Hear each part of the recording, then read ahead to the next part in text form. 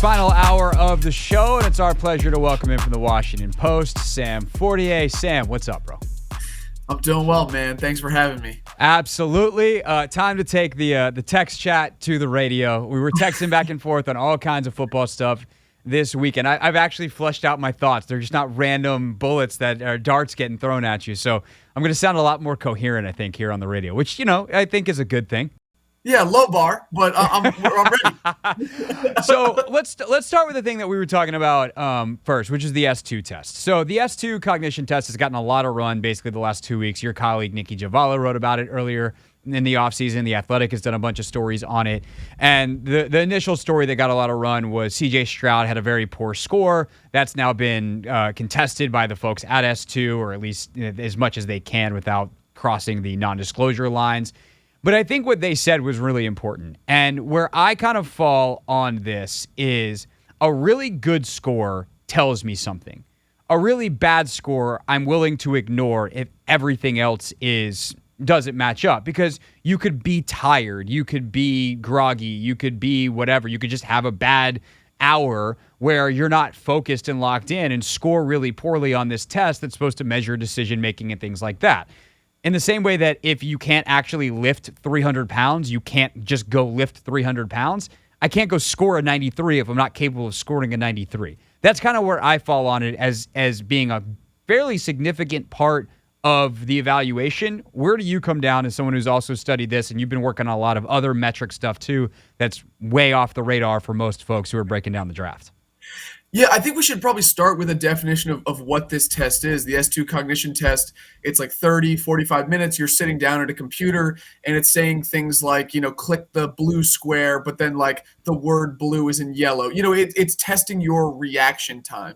It's testing, sort of how you process things. And they believe, and they say, and the data shows that it translates to the field. And in my colleague Nikki's story, which was really good, people should go check it out. You had a couple GMs saying, yeah, there is value there. You wouldn't draft a guy based on that, but it is kind of a back check. And so if you have ever thought to yourself, oh, Patrick Mahomes, Joe Burrow, those guys scored really well on it, then you have to look at CJ Stroud's 18% and you got to say, like, is that a concern? And so I think, the danger here that we talked about is you don't want to treat it like we did the Wonderlic, where you make that an all-important metric. You start using that, you start overweighting it and saying, oh, like this guy isn't smart, when maybe that's not exactly what he's showing.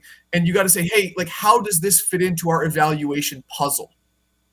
Right. And I think that, the biggest difference, obviously, as you well know, between the Wonderlic, which was an intelligence test, it was basically the test that we took in history class, versus this, which is a decision-making reactive test, is this actually translates to football. Like, I guess the Wonderlic kind of would tell you something about someone's study habits, but it might just tell you they need to study differently and they hadn't studied that material before. It doesn't actually tell you anything about how they will translate to learning an NFL playbook. This tells you, like, the example you use is great, right? If, the word blue is written in yellow typeface, like, being able to differentiate whether you're actually supposed to be looking for the blue or the yellow is a similar enough skill to differentiating between cover 2, cover 3. What is that safety doing? Is that linebacker dropping because he's in this or that?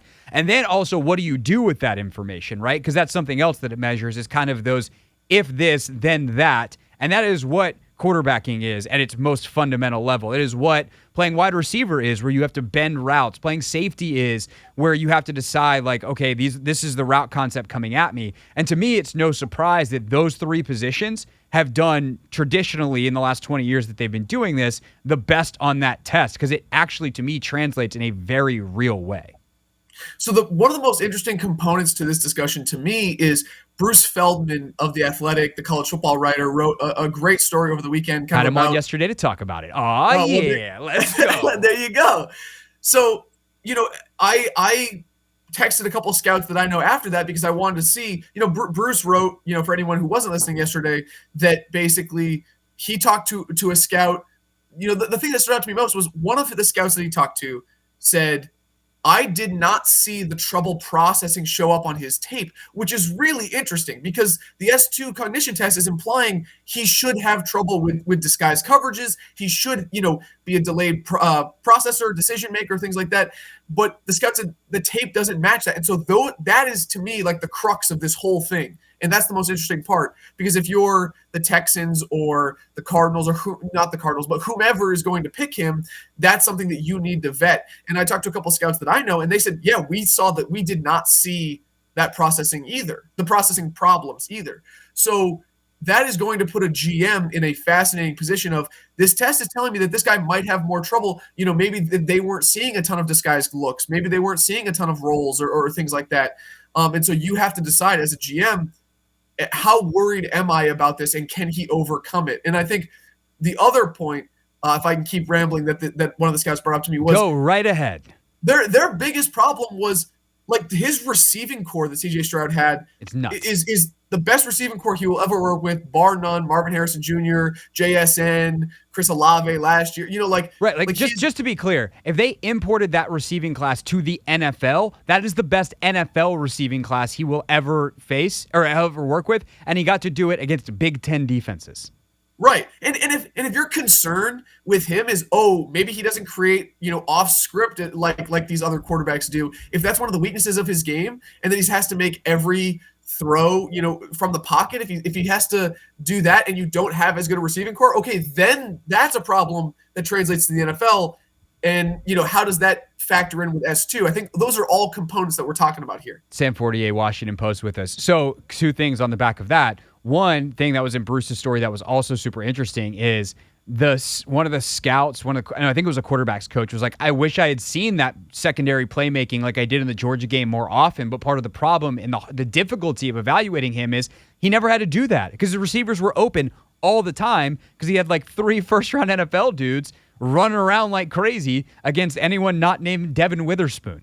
So you have that, but also to show you just how subjective scouting is, Logan watched Stroud's tape, and he's like, yeah, I see it. I see the delays. So, you have 2 scouts looking at the same, and like very good ones who can look at the same exact tape and see 2 completely different things. I think like that's the thing that a lot of people don't appreciate, and I did not appreciate before I started covering the league, how disparate the thoughts are that scouts have on not just like prospect to prospect, but like scheme to scheme, system, like everybody has very different thoughts on players in general, specific parts of their games, and how they'll translate to certain parts of the NFL depending on what team they get. Even character. It is really like when you start seeing like tweets or reports that's like so and so is flying up draft boards or sinking down draft boards. It's you really got to think to yourself like, okay, NFL teams, when they get their guys together, like when they get their scouts together, they're going to have 20 different thoughts in that personnel evaluation room. Right. Like, and I know that obviously they're setting the boards probably right now or in the next couple of days, but like, it's really hard to get a gauge on where a team is. Because when you say where a team is, you really only have to say like where a GM is. Right. Or in the Commanders' case, where the head coach is. Because he's the guy. Which, by the way, my favorite moment of the pre-draft presser was Mayhew when it might have been you who asked him, who was like, what do you do if you got 2 players that are similar? And he goes, I look at coach and I go, which one do you want? Yeah. I mean, that was definitely like one of the only insightful and human things that they said, because they're playing cards close to the vest, obviously. Of course. But that really crystallizes the dynamic of that front office. Right. And the other thing, too, between scouts and agents, or I should say scouts and GMs, is when you get to the GM level, politics are involved. And I don't think people realize that as much. I'll use an NBA example because I was talking to somebody this weekend about the whole Wizards situation.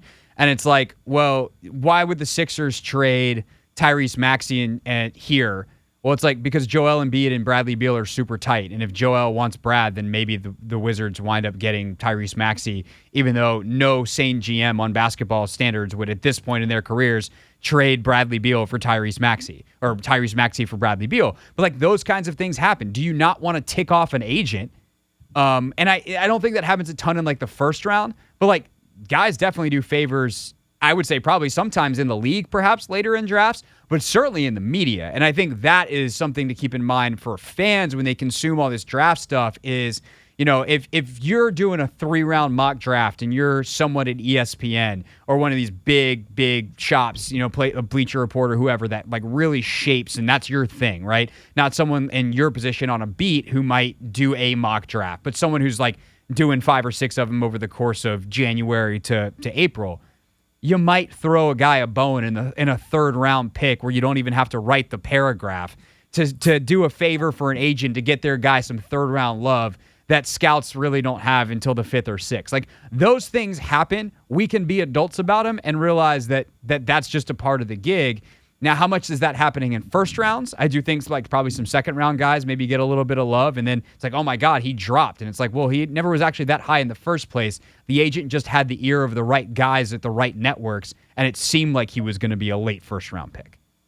Yeah, and I think like the extension to that, like the thing that we're seeing this year, and we always see it every year, right, is with the Stroud, the S2 part was like that came after some reports that like Houston didn't love Stroud anyway, and they might move down. And someone pointed out, hey, C.J. Stroud has David Mulugeta as his agent, who also represented Deshaun Watson. And, obviously Deshaun and David Mulugeta didn't have a great exit from Houston. Is that a part of this?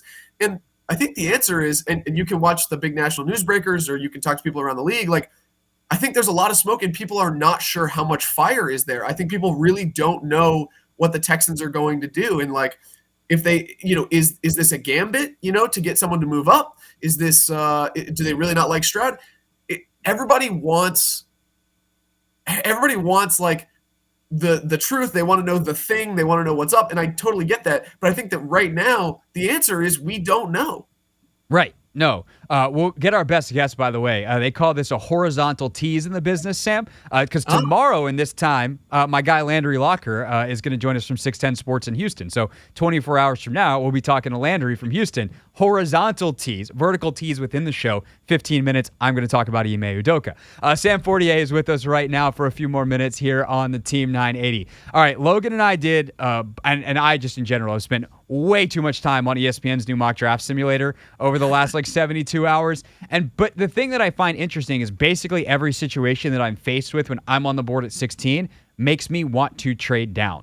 Do you think, one, that is the most likely thing that they're going to want to do? And two, here's the other part that everyone seems to forget when you're throwing around tweets of like, oh, just trade down and take Forbes or Banks or whoever. It's like, you got to have a willing trade partner. Is there someone who you think could fall player-wise that a team behind the Commanders is going to want to come up and take? Great question. And I think if the top 4 prospects for them, the 2 corners and the 2 O-linemen don't fall. Which 2 O-linemen, by the way?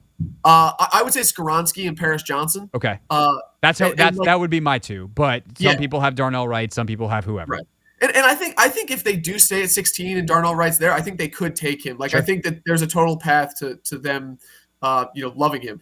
But if they do want to move down, I could see, maybe it's a receiver. Like I think Smith and Jigma could be there. I think that there are teams that could want to move up, but like it's a little too early to tell. And if they can get good value, if they can get, a 4th or even a 5th, an extra add-on, to move back 2 or 3 spots or 4 spots even, like I think that's absolutely something you do. Martin Mayhew mentioned it in the presser, like he's had better luck in his career moving down than moving up. And I think last year, when you get those extra picks and you get Howell and you get Cole Turner and some of those, obviously you still get Jahan Dotson, like I think that was a big plus for them. Do you buy any of they're going to try to stack assets in the 24 draft just in case for Caleb Williams nonsense? Or I'm going to call it nonsense, but rumors. Because it's not nonsense. That kid's ridiculous. I mean, there's 2 layers to this. One, if a team is picking first and Caleb Williams is what we expect him to be, like they're not trading it no matter how many assets Correct. They have. Correct. Because they're about to have like the most valuable thing in the world, which is a franchise quarterback, especially on a rookie deal. The second component to that is I don't think that this front office – I'm not saying that they're disregarding the future, but I think that they are just focusing on what do we have to do to maximize our number of wins in 2023 so that we can have a good audition for this new owner and that we can get retained past this year. Because I really think they know they probably need to make the playoffs, maybe win a playoff game to keep their jobs. And so, like, this is why I have the theory that, like, they're going to pick – a player, no matter what position it is, no matter who it is, they're going to pick a player from like the Big Ten or the SEC that has a really extensive play history, probably like, 1,700 plus college snaps, because that's what they did last year with Jahan Dotson. They took a lot of players that had like extensive experience. And so, because I think they just need them to play right away. Yeah, this is a thing I can't figure out though exactly. Like everyone talks about offensive line, corner, and then the other third, I guess, most talked about position would be edge. It's like, well, if one of the top guys falls, could they because of the Sweat Young thing? And like obviously that is an intriguing option. But if they draft a corner, where does that guy play? And if they draft an offensive lineman, where does that guy play? I'm not saying you can't upgrade on what they have, but I am genuinely curious how they shuffle the pieces. We'll go corner first. Let's say Witherspoon or Gonzalez does fall, or they get Forbes or Banks or one of those guys either at 16 or falls down. What's their starting lineup, and how does that guy get on the field most quickly? Yeah, for corner, I really just don't see Gonzalez or Witherspoon dropping. But if you're talking about, and I don't think that Porter is a great scheme fit here. I know that he did play more zone as a junior than he played a lot of press and bump and run as a senior.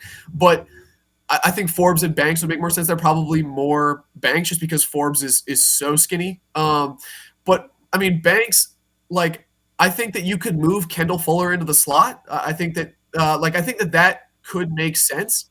I think you could shuffle it around, and you just want top end talent. I think Benjamin St. Juste flashed last year, but obviously you need to see him stay healthy. If you go offensive line, I think there's a really clear path, particularly if you take like Darnell Wright, who I think is better at right tackle than he is at left tackle.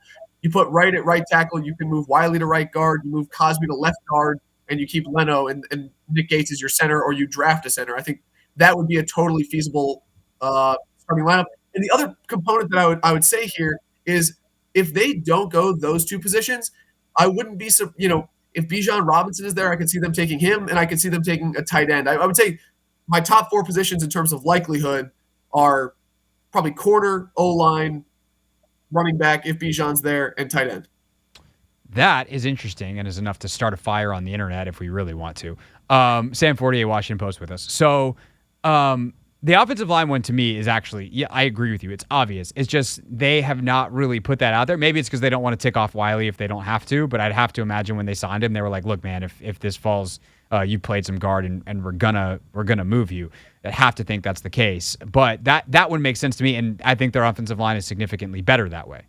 And I could also see an argument for like, okay, we draft a left tackle no matter whom it is. Like, if they believe in that guy, I could see Charles Leno being on the table in terms of being cut. You know what I mean? Like, that's a totally possible option. Totally. And then if they go corner and get our Syracuse guy, Matthew Bergeron, or someone like that, a Cody Mock in the second round, like those two could play guard too. So like that, they could start at left guard, get a year of NFL experience under their belt, and then kick out to left tackle next year. It just depends on who the guy, like Skoronski could do the same thing if somehow he falls to you at 16. So, like, there are options there. Like, right or like someone who's definitely a tackle is to me where it gets super interesting, where it's like, I know you can upgrade, but you say you're happy, so who gets booted? The Kendall in the slot thing scares the daylights out of me because while he was great right before the Alex Smith trade in the slot, he was PFF's number one corner that year in the slot. He hasn't really been good in the slot since. And that I would try to keep him outside, which does make do they try to kick St. Juste back in? Probably not after the year he had. Do they wait for him to get hurt? Hopefully that's not the case again this year. But that's the one that that's why I wonder, like a guy like Brian Branch, or, do you wait and do like a Tre'Vius Hodges Tomlinson later who's better suited inside? Like it's not that I think that they're set at those positions. It's just that how do they actually shuffle them to get their first-round pick on the field in a year where spending a first-round pick on a guy who's not going to play doesn't make any sense at all?